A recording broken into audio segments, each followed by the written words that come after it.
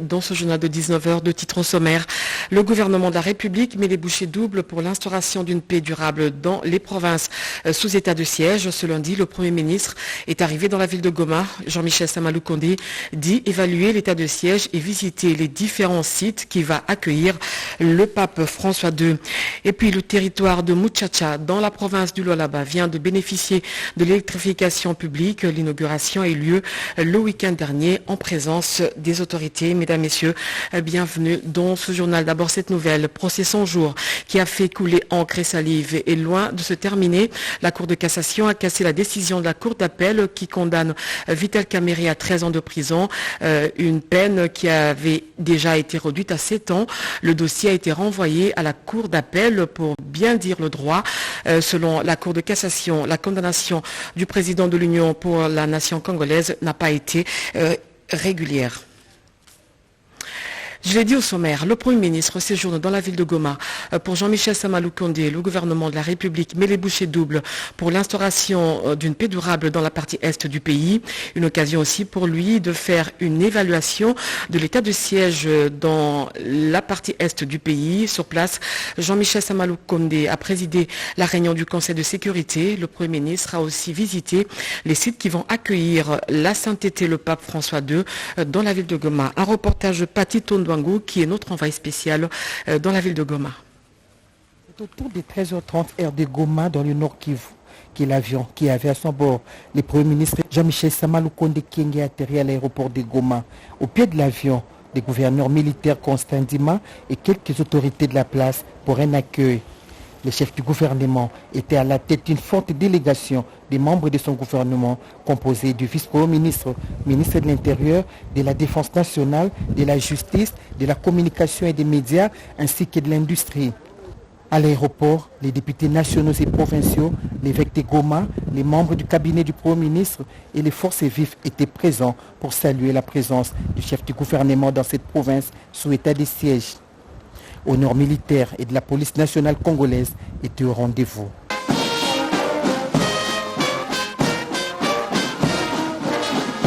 Jean-Michel Samalou Kondé Kyenge qui a comme priorité des priorités la lutte contre l'insécurité, surtout dans l'Est de la République démocratique du Congo, a face à la presse résumé son agenda dans le Nord Kivu qui prévoit entre autres l'évaluation de l'état des sièges.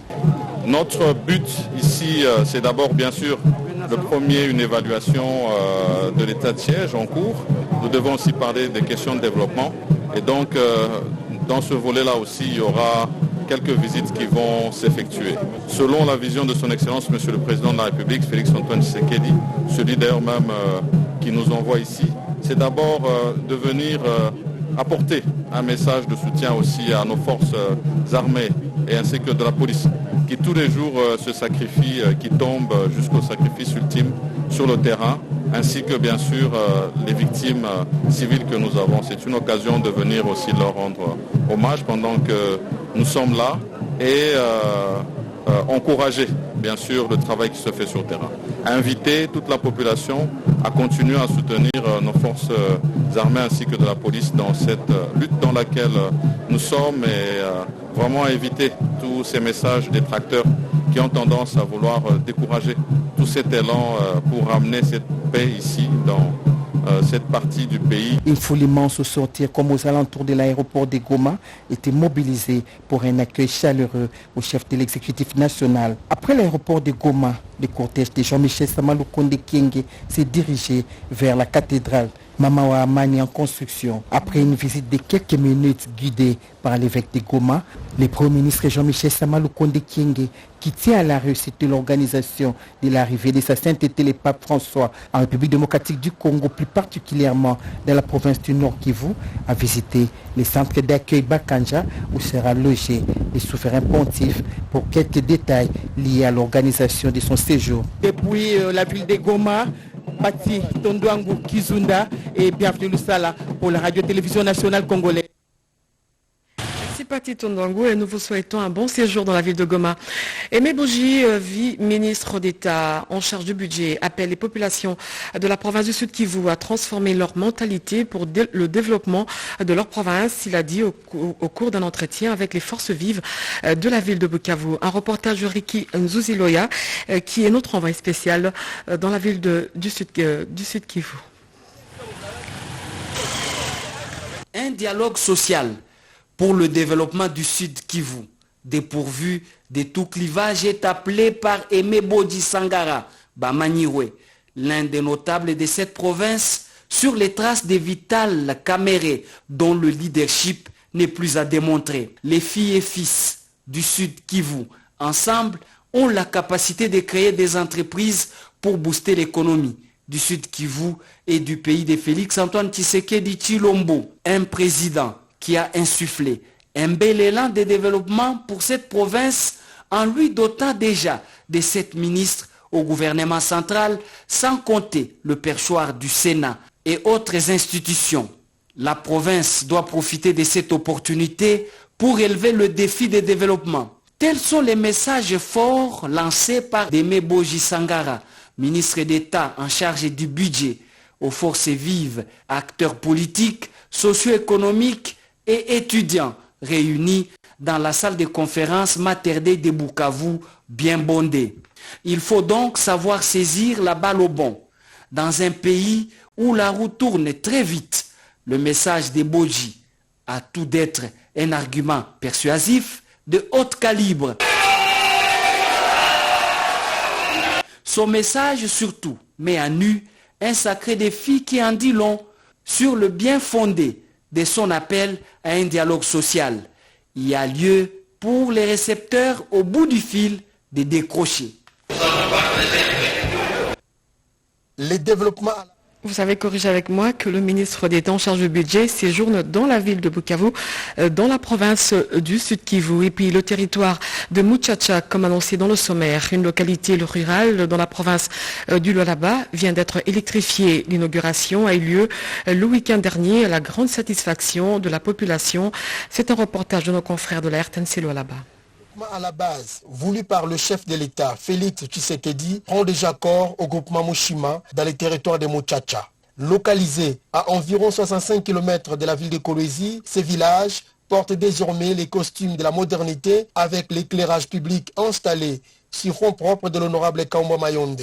66 poteaux au total changent le visage de ce coin du Lualaba. Les efforts du gouvernement provincial menés par Fifi Masuka Saini, gouverneur AI, sont bien accompagnés par cet élu du peuple. C'est ici le moment de saluer la bravoure, la qualité et l'amour qu'a Madame Fifi Masuka, vice-gouverneur de la province, qui se bat nuit et jour pour accompagner la vision que celle qui est implémentée par le chef de l'État, la vision du développement, dans la construction des routes, la construction des centres de santé, des écoles, etc. etc.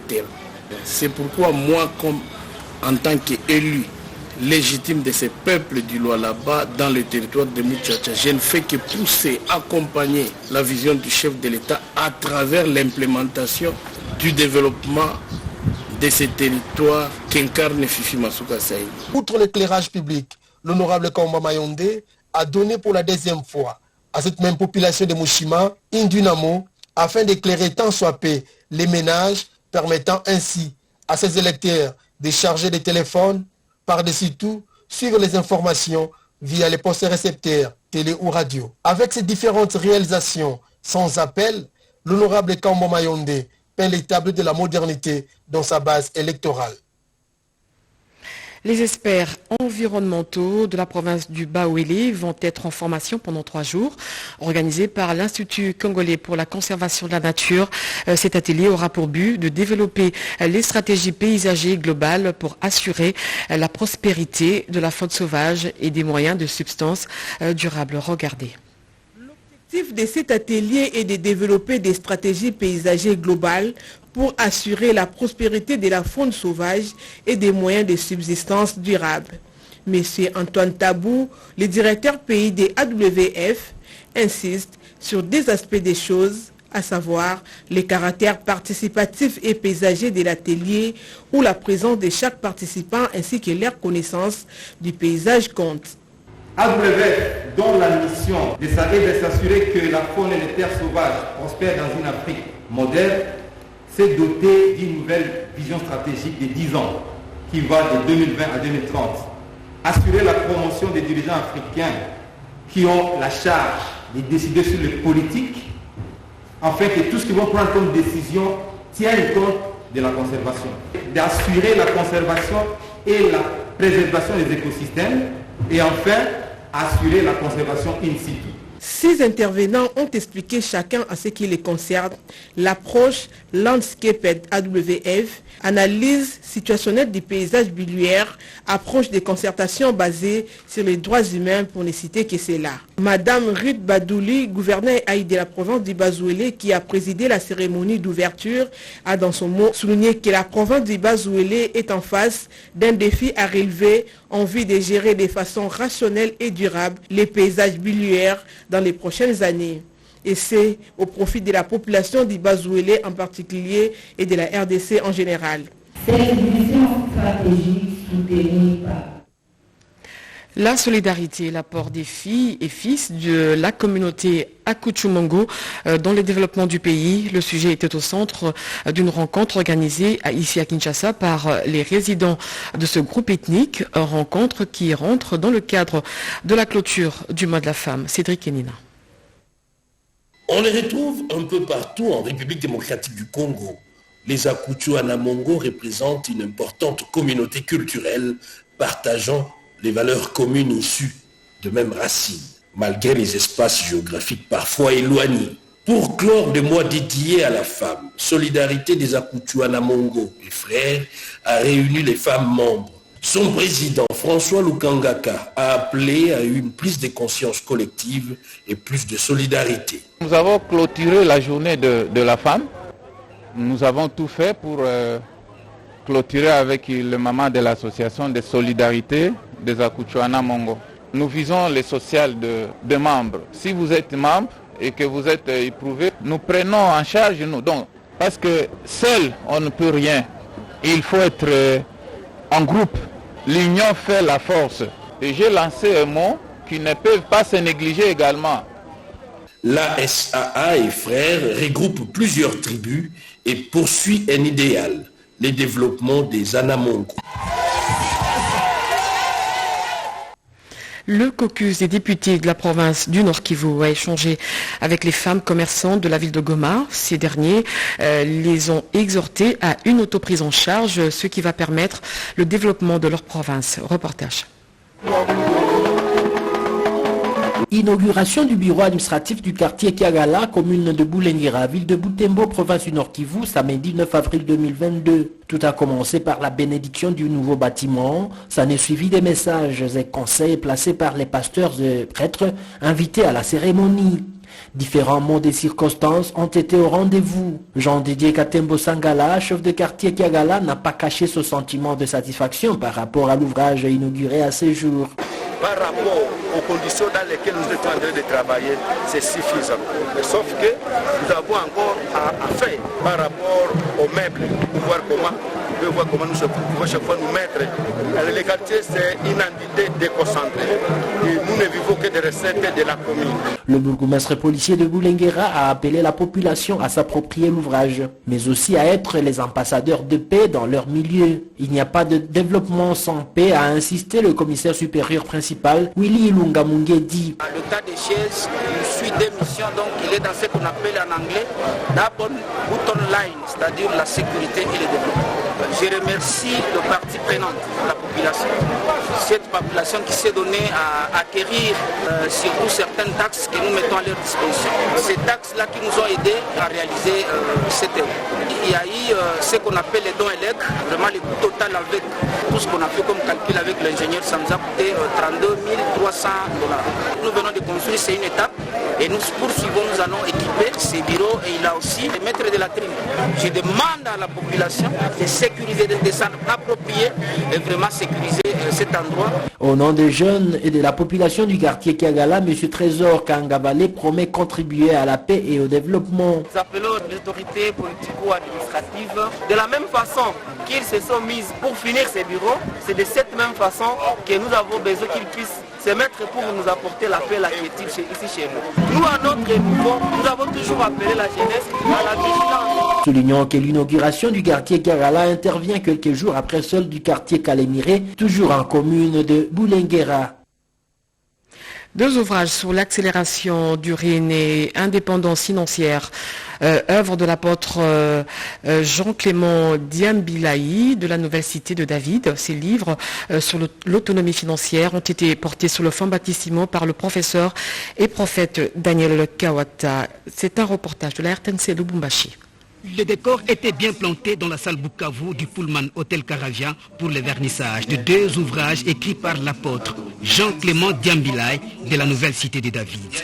L'accélération divine et la bénédiction de l'indépendance financière. Voilà les 10 titres de ces œuvres d'esprit qui ont attiré l'attention de plus d'un lecteur. Chacun à son tour les a vantés, partant du fond, de la forme et de la simplicité du style utilisé par l'auteur Jean-Clément Diambilaï, qui révèle les contenus de ces 2 ouvrages. Nous parlons sur certains principes qu'il faut mettre pour quitter de la précarité, des situations où vous êtes bloqué sur les plans financiers. Nous croyons réellement que Dieu qui est le maître des temps et des circonstances, nous accordant sa propre bénédiction, celle qui enrichit, qui ne se fait suivre d'aucun chagrin. C'est possible de quitter de la précarité, de quitter de la pauvreté, qui peut être une malédiction, mais c'est possible de quitter en respectant certains principes que nous énumérons dans l'ouvrage. L'homme de Dieu, Daniel Kawata, venu de Kinshasa, a eu l'insigne honneur de bénir les 2 ouvrages devant plusieurs invités, dont le numéro 1 de la 30e communauté pentecôtiste au Congo, le révérend Betavi Mbouya. Accélération divine, la bénédiction de l'indépendance financière. Vous êtes venus en ce jour pour passer dans les marchés publics, les marchés privés, pour entrer dans les maisons, pour pénétrer les consciences. En guise d'encouragement, des cadeaux ont été offerts à l'auteur avant les moments de dédicaces qui a permis aux uns aux autres de se procurer de ces ouvrages. Le questeur de la Commission électorale nationale et indépendante a eu des échanges avec les 26 secrétaires exécutifs provinciaux de la CENI. Ensemble, ils ont évalué la situation administrative, financière et logistique des démembrements. La rencontre a eu lieu au siège même de la centrale électorale. Un reportage de Tétis Samba. La salle Abbé Apollinaire Maloumalou, au siège de la Commission électorale nationale indépendante, a servi de cadre à cette rencontre qui a permis au questeur de la Commission électorale nationale indépendante, AG Matembo Toto, et le questeur adjoint Sylvie Birambano Balume, avec les 26 secrétaires exécutifs provinciaux, d'échanger sur la question liée à l'élaboration d'un plan consensuel des créances, mais aussi celle de l'harmonisation des transferts des fonds pour les rémunérations, surtout dans des zones non couvertes par les banques. Cette rencontre, initiée sous le leadership du président de la CENI, se résume dans la perspective d'une collecte exhaustive des différentes difficultés rencontrées dans la gestion quotidienne de vos circonscriptions respectives, afin que le bureau s'y penche pour y apporter des solutions idoines. Il s'est agi également de faire un état des lieux des entrepôts et bureaux à travers le territoire national, mais aussi de l'ensemble des roulants et flottants existants, en plus de l'évaluation des kits d'enrôlement et des machines à voter. D'entrée, après avoir situé le contexte de cette rencontre, le questeur de la CENI a mis en avant les efforts prometteurs que déploie le nouveau bureau sous le management de Denis Kadima Kazadi. 4 milliards de dollars américains, c'est le montant alloué par le Kenyan Vadir Pro à la RDC pour booster son secteur agricole. Le ministre de l'Agriculture vient de prendre part à une conférence à Nairobi, une occasion pour Désiré Nzinga d'annoncer sa participation dès demain mardi à l'Assemblée générale de l'Organisation des Nations Unies pour l'alimentation et l'agriculture qui se tient à Malabo en Guinée équatoriale. Marthe Mangaza. L'État du Congo traverse sa période d'intégration à la cartographie des États de l'Afrique de l'Est avec ses 100 millions d'habitants. Le Kenya va disponibiliser une enveloppe de 4 milliards de dollars américains pour booster le secteur agricole en RDC. En quoi consiste ce protocole? Le protocole consiste à ce que nous puissions répondre aux besoins du moment, ce que demandent nos peuples. Nos peuples demandent à manger. D'abord, sans une bonne alimentation, il est difficile que les gens réfléchissent bien, il est difficile que les gens étudient bien, il est difficile que les gens produisent finalement. Ils disponibiliseront une enveloppe de presque 4 milliards de dollars, 4 milliards s'il vous plaît, pour venir booster, pour venir nous aider à pouvoir nourrir l'Afrique et nourrir le monde. Nous devons passer à la vitesse supérieure, celle de sensibilisation, de réveiller le Congolais à pouvoir se mettre à l'œuvre, à pouvoir accueillir tout ce qui vient pour qu'ensemble nous puissions développer l'agriculture au Congo. Pour la politique du ventre, Désiré Nzinga Birionze est engagé. Il prend part dès demain à l'Assemblée générale de l'FAO qui se tient à Malabo en Guinée-Conakry. C'est pour participer à l'Assemblée générale de la FAO sur la participation de la femme et de la jeunesse dans l'agriculture. Et là encore, les Congolais ont beaucoup à apporter, naturellement parce que la grande masse d'agriculteurs au Congo se trouve dans la classe des femmes et de la jeunesse. Et puis ce nouveau coup de colère des agents et cadres de l'administration du ministère des Ressources hydrauliques. Ce lundi, ils sont descendus dans les rues de Kinshasa pour réclamer la mise en application de l'amélioration de leurs conditions de travail retenues dans leur mémorandum, une action menée par la générale plutôt syndicale pour l'intérêt des agents. Mireille Ndeke, Eric Kabamba et Pompomba pour le reportage. En nombre réduit mais très déterminé, vous là, sifflez rameau à main, les agents et cadres du secrétariat général aux ressources hydrauliques ont séché leurs bureaux respectifs pour réclamer la mise en application rapide de leurs différentes revendications. Dans un mémorandum remis au ministre des tutelles il y a de cela plusieurs mois, ces agents de l'administration de ces ministères exigent l'amélioration de leurs conditions sociales, l'application de la prime permanente qui tarde à venir, le respect des cadres organiques qui n'est toujours pas opérationnel, tel qu'inscrit sur cette banderole. Les informations à notre possession démontrent que certains ministères et institutions, tels que l'enseignement supérieur et universitaire, et le ministère de petites et moyennes entreprises, avons-nous suivi dans les ondes de la radio et télévision nationale congolaise et les autres médias que des primes leur ont été octroyées. Quant à l'organisation et fonctionnement des services au sein du secrétariat général des ressources hydrauliques et à l'amélioration des conditions de vie et de travail, le reproche fait à l'endroit de M. le secrétaire général aux ressources hydrauliques et électricité n'engage que vous-même. Et point ne besoin de l'éclater en profitant de la lettre de la délégation syndicale. Toutefois, la délégation syndicale reste ouverte pour des échanges fructueux et durables. Ces manifestants ont promis de poursuivre leur manifestation jusqu'à obtenir gain de cause. Suivez à présent ce reportage de Paulette Lomba sur la conférence des femmes du secrétariat général du ministère de Femmes et Enfants sur l'autonomisation. Venues de partout, les femmes de toutes les couches de la société ont pris d'assaut la concession prévue pour la circonstance de la commune de Limete, 18e rue, afin d'approfondir les notions de base liées à l'autonomisation de la femme. Ce, dans le but de se rendre utile au sein de la société. L'orateur du jour a martelé sur l'indépendance où tout a atteint une vitesse de croisière. Il a en outre mis l'accent sur la lutte que doivent mener les femmes au quotidien, une façon de se hisser au rang supérieur dans ces grands Congos qui occupent une place de choix sur l'échiquier mondial. Message pertinent et capté 5 sur 5 par l'assistance. Je voudrais supplier à toutes les femmes du Congo de savoir premièrement que le développement du Congo, c'est une question d'implication de toutes les femmes. Parce que chez nous, nous savons que les femmes sont généralement les gardiennes de valeurs. Le problème de l'égalité ne se pose jamais. Pour nous, c'est une valeur, c'est juste une référence, c'est un travail au quotidien. Nous nous investissons dans la réalisation de cela. Ce n'est même pas un objectif, mais c'est un travail au quotidien pour notre parti. Cérémonie réussie grâce à la collaboration des organisateurs, à l'occurrence le président national du Congrès national africain pour le réveil du Congo, Aimé Pascal Mongo Lokonda.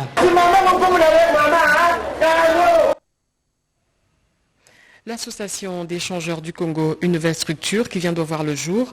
L'objectif est de protéger les intérêts des changeurs congolais dans l'exercice de leur métier, une activité qui coïncide avec la clôture des activités du mois de mars dédiées à la femme. Erika Bamba. Maillon essentiel dans le secteur des transports, ces chargeurs, regroupés au sein de l'association des chargeurs du Congo, Achako, sont venus nombreux pour écouter leur président sur les fonctionnements de leur nouvelle structure. L'association des chargeurs du Congo, Achako en sigle, est une association à dimension nationale et s'est assignée de nobles missions ci-après. Encadrer tous les jeunes servieurs qui se donnent à la manutention, plus spécialement l'embarquement de colis ou marchandises, dans les pirogues, bacs, véhicules, trains, bateaux, avions, ports, parking, voies publiques de l'État, marchés, dépôts, entrepôts, gares et aéroports. Défendre les intérêts et valoriser le métier de ces membres. Assister moralement et matériellement ces membres effectifs dans la mesure de ses possibilités en cas de maladie, décès et naissance. Une activité qui coïncide avec le lancement des activités de femmes des Achako. Pour sensibiliser ces mamans, cette structure a fait appel à la coordinatrice de l'ONG META. Cette dernière a appelé ces mamans de l'Achako à plus de travail pour être de véritables piliers de leur foyer. Il y a quelques mois, 2 députés provinciaux et leurs concitoyens de la province du Kwilu ont perdu leur vie par noyade sur la rivière Mai-Ndombe. C'est le dimanche dernier qu'a eu lieu les derniers obsèques et l'enterrement de ces derniers. Plusieurs personnalités y ont pris part, parmi lesquelles le président de l'Assemblée nationale, Christophe Mbosso. C'est un reportage d'Emmanuel Commissaire. De la morgue de l'hôpital du Cinquantenaire où a eu lieu la levée du corps jusqu'au stade Vélodrome de Kintambo, lieu du recueillement, la tristesse était perspective sur les figures de l'assistance.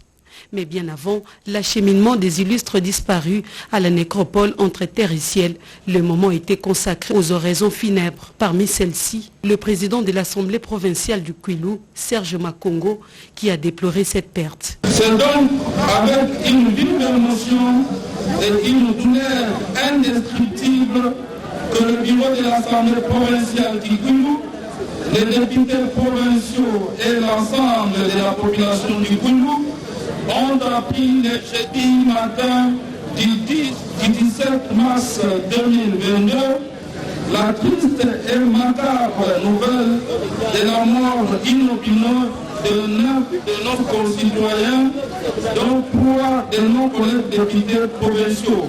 Et la mort, cet irréparable destin arriva. Elle est survenue au pont Mai-Ndombe sur la route nationale numéro 1, de suite d'un accident de circulation. Oh, tragique et impitoyable destin, toujours agissant à rebours de nos attentes. Les dépôts de gerbes de fleurs s'en est suivi de plusieurs personnalités du Grand Bandundu, parmi lesquelles le président de l'Assemblée nationale, Christophe Mbosso, représentant personnel du chef de l'État, Félix-Antoine Tshisekedi, fils du terroir, et puis quelques membres du gouvernement de la République, ainsi que du président du conseil d'administration de la radio-télévision nationale congolaise, Zéphirin Mamoko Mukwampoul, également fils du terroir et grand notable de la place. Peu après cela, le cortège funèbre s'est dirigé vers la nécropole où se reposent à jamais les 2 députés provinciaux et leurs concitoyens. Un voleur opérant dans le quartier Macampagne, plus précisément sur Allée Verte, a été arrêté ce lundi. Ce dernier tentait de voler dans 2 parcelles aux environs de 3 heures du matin. Alors qu'il tentait de s'évader, les gens du quartier ont mis la main sur lui et l'ont carrément crucifié. Regardez ce reportage de Christine Lezo. Il est parmi les Poulouna qui opèrent dans les environs des Allées Vertes à Macampagne. Gaylor, c'est de lui qu'il s'agit. Il a tenté de voler ce dimanche 10 avril vers 3 heures du matin. Il a tenté de voler ce dimanche 10 avril vers 3 heures du matin dans 2 parcelles sur l'avenue de la Source. D'abord dans une villa où il a été pourchassé par des chiens. C'est alors qu'il tentera de forcer une deuxième villa. Il a été appréhendé par les habitants de la dite parcelle et qui ont crié au voleur. C'est alors qu'il sera poursuivi par les jeunes du quartier qui avaient pris l'initiative de monter la garde dans les avenues environnantes, Allée Verte, des Oiseaux et l'avenue de la Source. Ces jeunes du quartier l'ont enfin attrapé et l'ont maintenu attaché dans la tente des agents de l'ordre.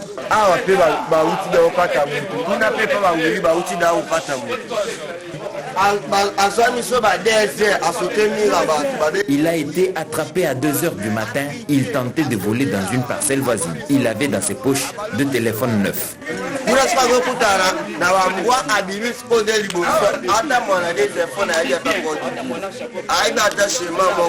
Dans la poche de Gaylor, 2 téléphones de luxe ont été trouvés, lui-même ne connaissant aucun schéma pour les déverrouiller. Pas plus tard que jeudi, 2 jeunes autres ont été attaqués à la machette devant leur parcelle, toujours vers Allée Verte, après avoir été dépouillés de leurs biens. Des autres ont été aussi blessés gravement, ce qui a suscité la révolte auprès des autres jeunes de ce quartier. Une décision était ainsi prise pour mettre la main à tout incivil qui opère, notamment vers Allée Verte. L'Association des femmes professeurs des universités était en conférence débat sur le thème le leadership féminin dans le contexte de changement climatique. Pour marquer d'une pierre blanche la sortie officielle de leur association et clôturer le mois de mars dédié à la femme, la ministre du Genre, Famille et Enfants, Gisèle Ndaye, a présidé la cérémonie en présence du recteur de l'UNIKIN, Rodé Panda. Hier, c'était pour encourager la femme policière. Aujourd'hui, c'est plutôt pour honorer les femmes professeurs aux côtés de l'homme jarré. Le professeur Dr Jean-Marie Kayembe, recteur de l'Université de Kinshasa. Ce lundi 11 avril était une occasion trouvée belle pour clôturer le mois de la femme. Le cercle Sophie Kanza, association des femmes professeurs d'université, a organisé une conférence débat dont le thème est le leadership féminin dans le contexte du changement climatique. À l'entame de la cérémonie, le recteur de l'UNIKIN a expliqué l'importance et la carte que doit jouer la femme en général et la femme au professeur en particulier au sein de l'Université de Kinshasa. À son tour, la présidente du CSK, le professeur Berthe Zinga, a remercié le numéro 1 de l'UNIKIN pour la réussite de cette journée et sa sortie officielle. Berthe Zinga a remercié le chef de l'État pour l'élévation des différentes femmes au poste de décision. La ministre du Genre, Famille, Enfants, Gisèle Ndaye Luseba, a fait savoir à l'assistance l'importance de cette association au sein de l'université. La première victime, c'est la femme. Alors il faut chercher des solutions pour voir comment remédier en organisant des formations, des renforcements des capacités et aussi à donner des kits de résilience aux femmes. Les recteurs de l'UNIKIN circonscrivent l'événement. Honorer la femme de son institution, c'est d'abord s'attirer de bénédictions. Parce que la femme, c'est la vie, la femme, c'est la justice, la femme, c'est ce qu'on a tout de même de plus précieux. Plusieurs orateurs se sont exprimés pour expliquer, notamment le professeur Nadej Nkonde, qui s'est apaisanti sur les thèmes la plante médicinale, l'autonomisation et la résilience en période de Covid-19. Fin de ce journal. Merci de l'avoir suivi. L'actualité continue sur la chaîne nationale. Au revoir.